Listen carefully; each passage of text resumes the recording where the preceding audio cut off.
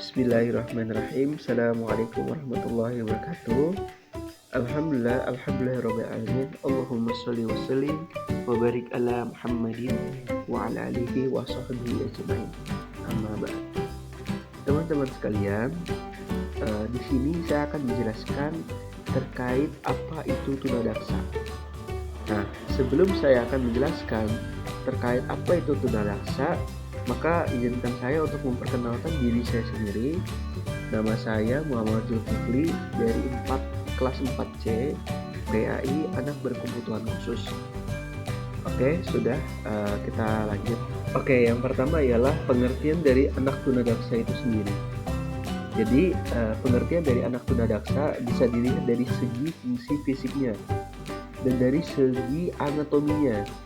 Dari segi fungsi fisiknya, tunadaksa diartikan sebagai seseorang yang memiliki fisik dan kesehatan yang mengalami masalah sehingga menghasilkan kelainan di dalam berinteraksi dengan lingkungan sosialnya, dan untuk meningkatkan fungsinya diperlukan program dan layanan khusus.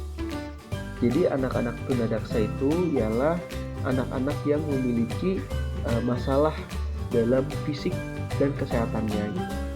Jadi di dalam berinteraksi itu sedikit berbeda dengan anak-anak pada umumnya. Jadi anak-anak tunadaksa itu dibutuhkan program khusus, layanan khusus untuk mengembangkan fungsi sosialnya kembali gitu, seperti itu. Oke, selanjutnya ialah ada ciri-ciri anggota tunadaksa. Jadi anak tunadaksa itu dapat dilukiskan sebagai berikut. Yang pertama, anggota gerak tubuh kaku, lemah, dan lumpuh. Jadi anggota gerak tubuh itu berbeda dengan anak-anak yang lainnya. Anak-anak tunadaksa itu cenderung kepada kaku, lemah, dan lumpuh. Yang kedua ialah kesulitan dalam gerak. Jadi anak-anak tunadaksa itu tidak sempurna atau tidak lentur dalam gerakan tubuhnya, atau juga bisa jadi tidak terkendali dalam gerak-gerak tubuhnya gitu, dalam gerak kakinya, dalam gerak tangannya, dan lainnya. Yang ketiga ialah terdapat bagian anggota gerak yang tidak lengkap, tidak sempurna, atau lebih kecil dari biasanya. Nah, ini biasanya dialami dengan anak-anak tunadaksa yang anggota gerak kakinya yang kecil sebelah, atau lebih kecil daripada anak-anak pada umumnya gitu.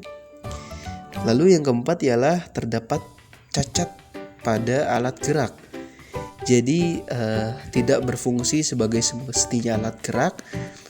Alat gerak ini memang ada sedikit kecacatan dibandingkan dengan alat gerak pada anak-anak pada umumnya. Lalu yang kelima itu ialah jari tangan kaku dan tidak dapat menggenggam. Nah, biasanya ini terjadi ketika anak-anak mau memegang gelas ya. Kebanyakan tangan-tangan anak-anak tunadaksa itu kaku dan tidak dapat menggenggam, tidak dapat merapatkan gitu jari-jarinya. Lalu yang keenam ialah kesulitan pada saat berdiri, berjalan, duduk, dan menunjukkan sikap tubuh tidak normal. Jadi anak-anak tunadaksa ini tidak berbeda dengan anak-anak yang lainnya dengan sikap tubuhnya, berbeda dengan saat berdirinya, berjalan, dan duduk gitu. Jadi sedikit berbeda dengan anak-anak pada umumnya. Lalu yang ke-8 yaitu hiperaktif dan tidak dapat tenang. Jadi anak-anak tunadaksa itu tidak dapat tenang atau bisa dibilang hiperaktif gitu. Oke, selanjutnya ialah ada karakter anak tunadaksa. Yang pertama ialah ada karakteristik akademik. Pada umumnya, tingkat kecerdasan anak tunadaksa yang mengalami kelainan pada sistem otot dan rangka adalah normal, sehingga dapat mengikuti pelajaran sama dengan anak-anak normalnya. Sedangkan anak-anak tunadaksa yang mengalami kelainan seperti cerebral, tingkat kecerdasan berentang mulai dari tingkat idiot sampai tingkat gifted, itu tidak bisa belajar pada anak-anak normalnya, atau tidak bisa butuh guru pendamping. Lalu yang kedua, karakteristik sosial dan emosional. Karakteristik sosial dan emosional anak tunadaksa bermula dari konsep anak yang merasa dirinya cacat, tidak berguna, dan menjadi beban orang lain, yang mengakibatkan mereka malas belajar, bermain dengan perilaku salah suai lainnya. Dan kehadiran anak cacat yang tidak terima oleh orang tua dan disingkirkan oleh masyarakat. Jadi ini juga jadi catatan untuk orang tua agar ketika ada anak tunadaksa atau ada kecacatan pada anak itu tetap diterima gitu, selayaknya anak pada umumnya. Jangan jadikan anak itu sebagai anak yang berkelainan gitu. Namun biar psikologis mereka tetap seperti anak pada umumnya, pada normalnya. Lalu yang ketiga ialah karakteristik fisik dan kesehatan.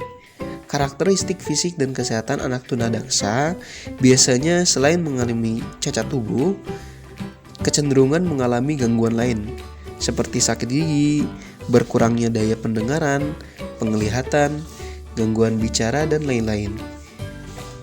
Kelainan itu ditambah banyaknya ditemukan pada anak tunadaksa di sistem cerebral atau dari sistem kecerdasannya atau otaknya.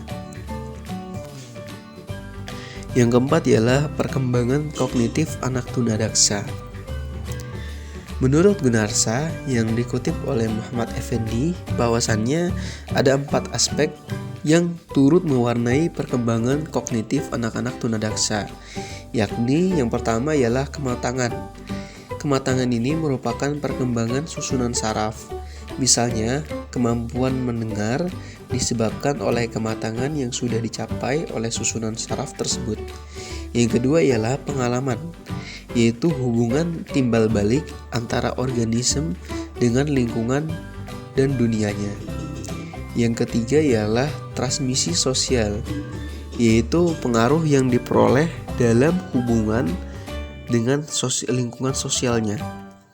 Yang keempat ialah ekulibrasi, yaitu adanya kemampuan yang mengatur dalam diri anak agar ia selalu mempertahankan keseimbangannya dan penyesuaian diri terhadap lingkungannya. Oke, sekian penjelasan saya terkait anak-anak tunadaksa. Pada kesimpulannya ialah kita tidak boleh menghakimi dan kita juga tidak boleh membeda-bedakan anak-anak tunadaksa dengan anak-anak yang lainnya, atau anak-anak yang mempunyai kebutuhan khusus dengan anak-anaknya yang lainnya, agar mereka bisa lebih mudah dalam belajar dan juga lebih pede dalam belajar dan juga merasa tidak berbeda dengan anak-anak normal pada umumnya. Mungkin itu saja penjelasan dari saya. Kurang lebihnya mohon maaf. Assalamualaikum warahmatullahi wabarakatuh. Jangan lupa like, comment, and subscribe ya guys.